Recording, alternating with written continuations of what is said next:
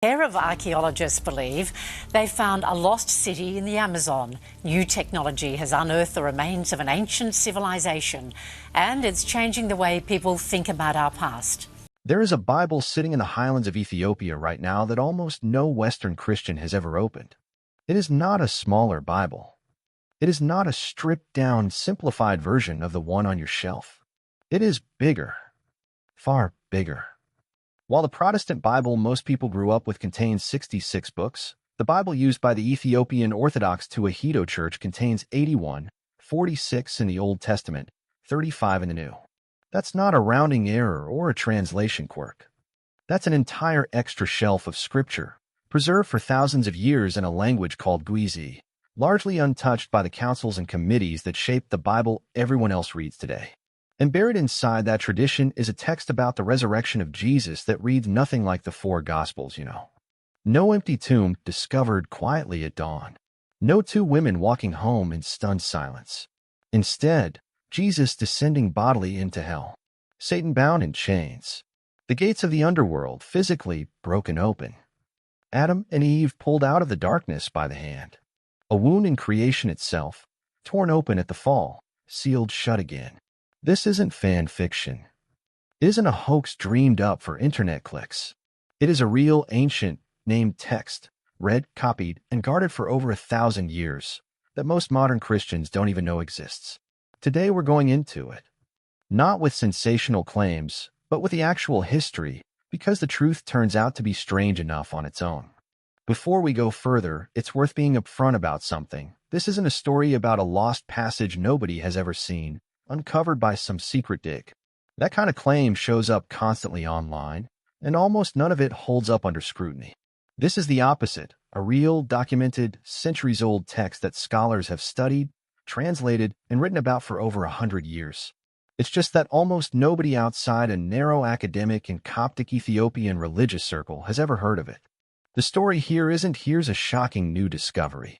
It's here's something that's been sitting in plain sight the entire time, and the reason you've never heard of it tells you a lot about how the Bible actually came together. To understand why this text exists at all, you have to understand something most people never learn in Sunday school. The Bible was never one fixed list handed down from the sky in a single afternoon. Different Christian communities across different centuries and continents quietly disagreed, and still disagree, about exactly which books belong inside it. The Protestant Bible follows a 66-book structure. The Catholic Bible adds several more, bringing the Old Testament Deuterocanon up around 73 books. The Eastern Orthodox churches add a few beyond that. And then, off in the highlands of the Horn of Africa, cut off from most of the councils and arguments that shaped the Western canon, the Ethiopian Orthodox Tewahedo Church quietly kept building and never stopped. Ethiopia's Christian roots run back to the ancient kingdom of Aksum, which adopted Christianity as its state religion in the 4th century under King Ezana, one of the earliest nations on earth to do so. Because Ethiopia sat largely outside the reach of the Roman and Byzantine church councils that hammered out the Western canon, its scholars kept copying and using texts that had quietly fallen out of favor everywhere else. The canon itself wasn't fixed by a single ecumenical council the way Western tradition imagines. It crystallized gradually, through manuscript collections like the Synodos and legal religious compilations like the Fetha Nagast, a medieval Ethiopian law code that explicitly ties the number 81 to the church's understanding of Scripture. In fact, the Fetha Nagast itself only lists 73 books by name while claiming there are 81. Later Ethiopian scholars had to go looking for the missing 8 to make the math work. The list has never been perfectly uniform, even inside Ethiopia. Scholars studying the tradition describe it as an evolving, layered canon, rather than a single printed checklist. What actually sits inside that extra material is where things get genuinely fascinating.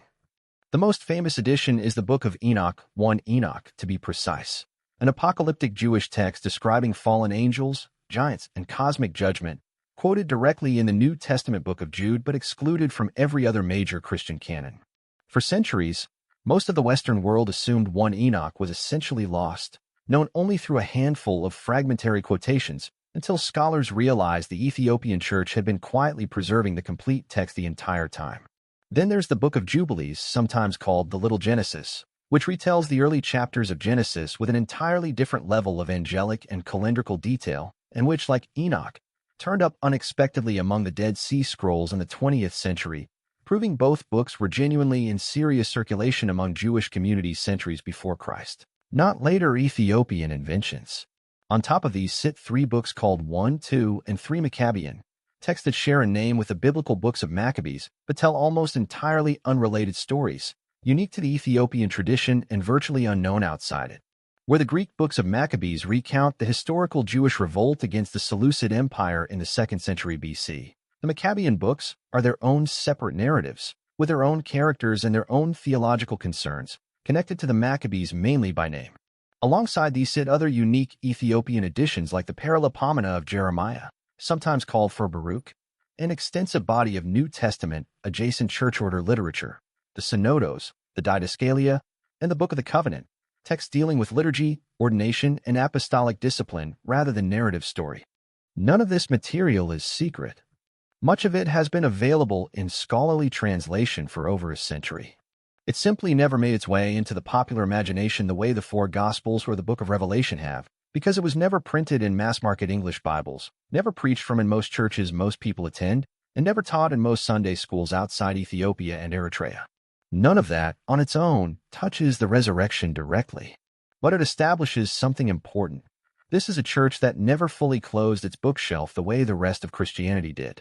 And once you understand that Ethiopia's tradition absorbed and preserved material considered too strange, too old, or too theologically loaded for other churches, it starts to make sense why a text describing the resurrection in far more graphic, cosmic terms than the 4 Gospels would survive there, and almost nowhere else.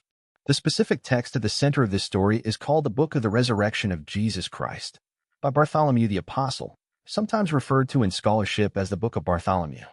It is closely related to, but distinct from, another ancient work called the Questions of Bartholomew, and both circulated for centuries in Coptic and Ethiopic Christian communities in Egypt and the Horn of Africa. Scholars date its composition to somewhere around the 5th or 6th century, though some researchers argue for a later date, possibly the 8th or 9th century. It survives primarily in Coptic manuscripts, alongside Ethiopic material that reflects the same tradition, and it was first translated into English in full by the Egyptologist E. A. Wallace Budge in the early 20th century, in his volume Coptic Apocrypha in the dialect of Upper Egypt. The text presents itself as an eyewitness memoir, Bartholomew, one of the 12 apostles, recounting in his own words what actually happened in the 3 days between Jesus' death and his appearance to the disciples. And what he describes is not silence and stillness. It's an invasion. According to the text, Jesus doesn't simply rest in the tomb. He descends in full divine power straight into the underworld, what the text calls hell, or in some translations, Hades or Amenti. There, personified death and the ruler of the underworld encounter him and immediately recognize that something has gone catastrophically wrong for them.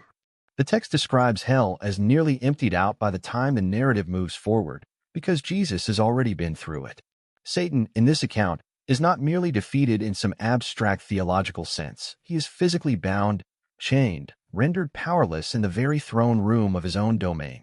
And the souls trapped there for generations, going all the way back to Adam and Eve, are pulled out and released, restored, according to the text, along with a described healing of the wound created by the fall of Adam and Eve at the very beginning of Genesis.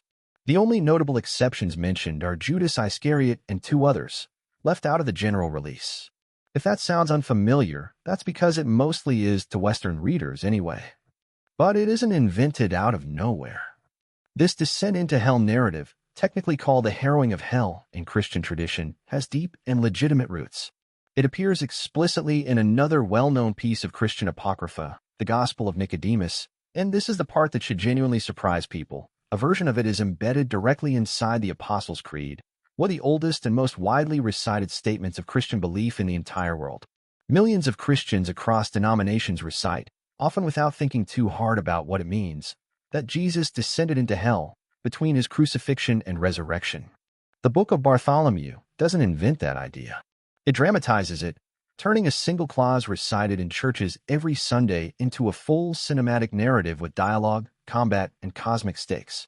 The Book of Bartholomew doesn't stop at the harrowing of hell.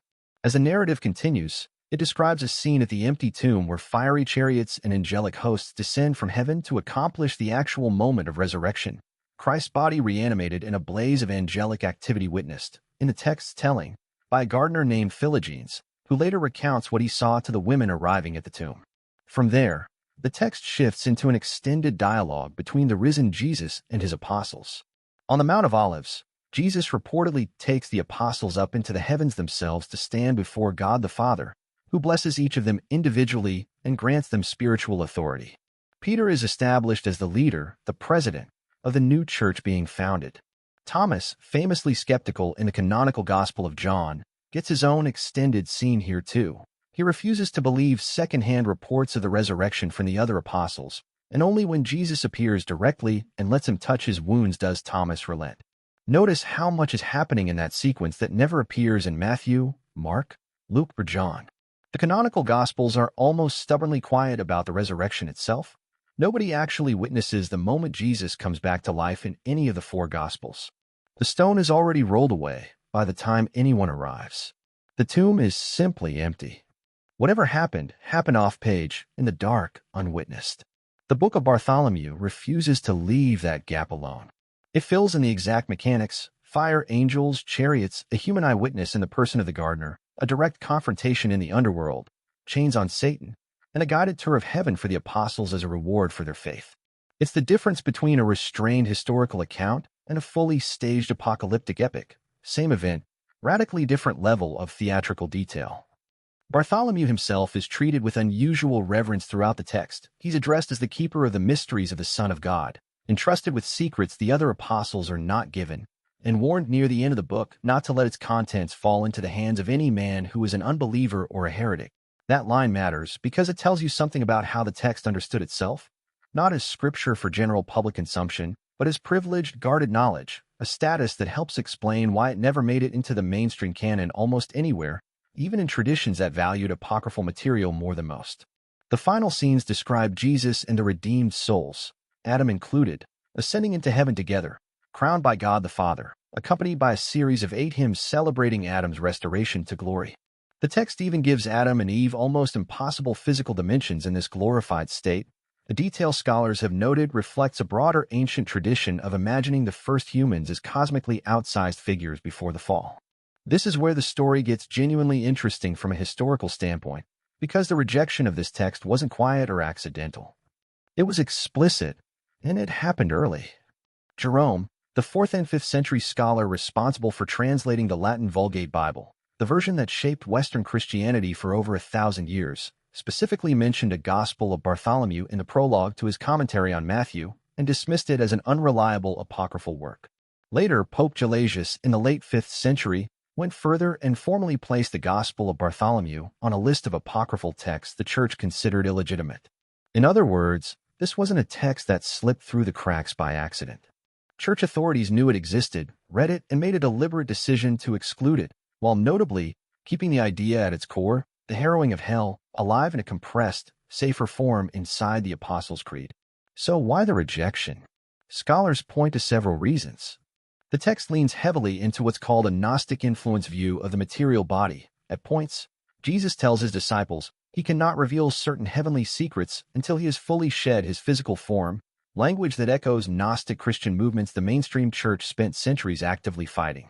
The text is also packed with detailed angelology, elaborate hierarchies and names of heavenly beings, material that made many church authorities nervous, since it edges toward the kind of speculative cosmology that official doctrine tried to keep firmly closed.